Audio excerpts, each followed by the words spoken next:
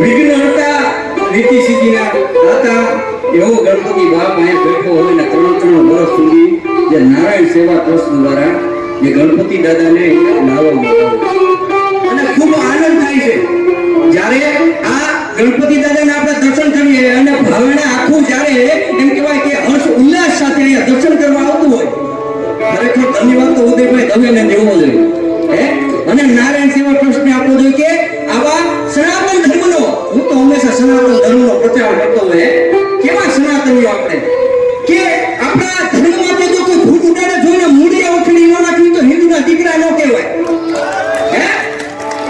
ભૂમની હાકમ પડે ત્યાં તલવારો તણાઈ જાય છે ઘણા નદીમાં સૂર્યો અને શહીદો બેઠા થાય છે અરે જો મારા ધર્મની સામે કોઈ જોઈ ને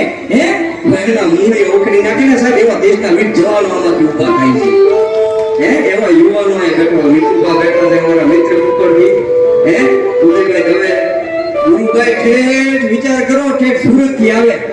આપણા મહેમાન કહેવાય હું તો ભાવનગર નો છું વાગીરાનો ગુરુભાઈ અને પારુબેન દર વર્ષે 3 વર્ષે અહીંયા આવે દાદાના દર્શન કરવા અને મેં ઓલી વખતે કીધું તું ઉદયભાઈ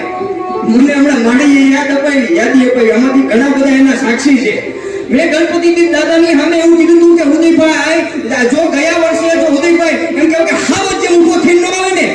કે દાદા મથો 10 હથો મોઢે જબરી મૂછા હો બે આટલી પૂછા અરે ઘરનો રાજા જોઈ હાવત જેમ એમ કહે કે દાદા જો તમારી સામે તમે ઊભો ન કરી દો ને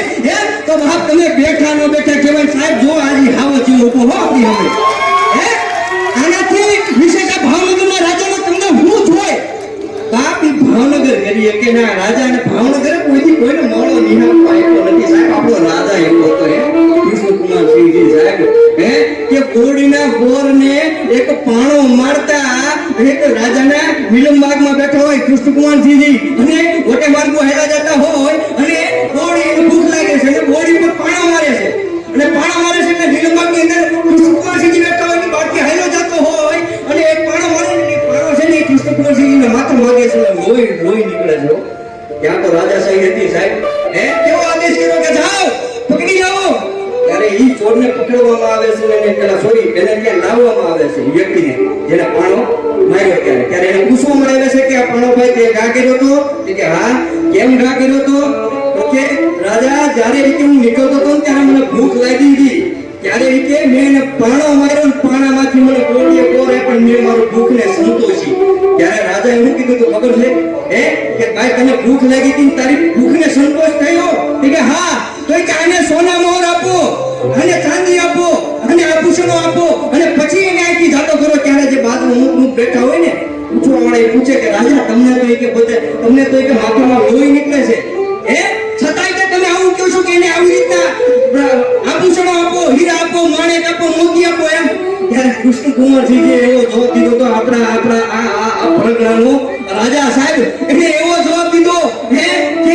જો એક પાણો મારતા જો બોરડી બોર આપ્યો તો હું 1800 પાદનો ધણી છું ભલા માણસ જો હું એને જો એની ભૂખને સંતોષ ન કરું ને તો ભલા માણસ મારા જીવતરમાં દોડ પડી કહેવાય ભલા માણસ ઈ કૃષ્ણકુમારસિંહજીની ધરતી છે સાહેબ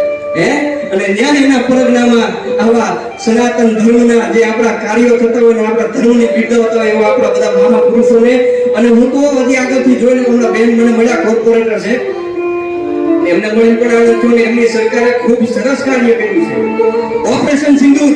ભારત દેશના એમ કહેવાય કે પાકિસ્તાનના જડબા ઉખેડીને એમ કહેવાય કે અહીંયા ઓપરેશન સિંદૂર હાસિલ કર્યું અને પાકિસ્તાનના મૂળિયા ઉખેડી નાખે ને એ ઉખેડી ઓપરેશન સિંદૂર પાર પાડ્યું જે આપણી બહેનો દીકરીઓના જે સિંદૂર ઉજાડી નાખ્યા ને એ સિંદૂરને ઉભા કરીને દેખાડ્યા મોદી સરકારે સાહેબ એનો આપણે ગર્વ ઉગે અને એની અહીંયા થીમ છે જોરદાર એ થીમ મને જોઈને એની નેશનલ લેવલે ઠેક સુધી ઠેક નોંધ લેવાની છે થીમની તો બધા ભાવેડા વાસીઓ એક પણ આ થીમ તો જોજો ભલા માણસ એવી જોરદાર ઓપરેશન સિંદૂર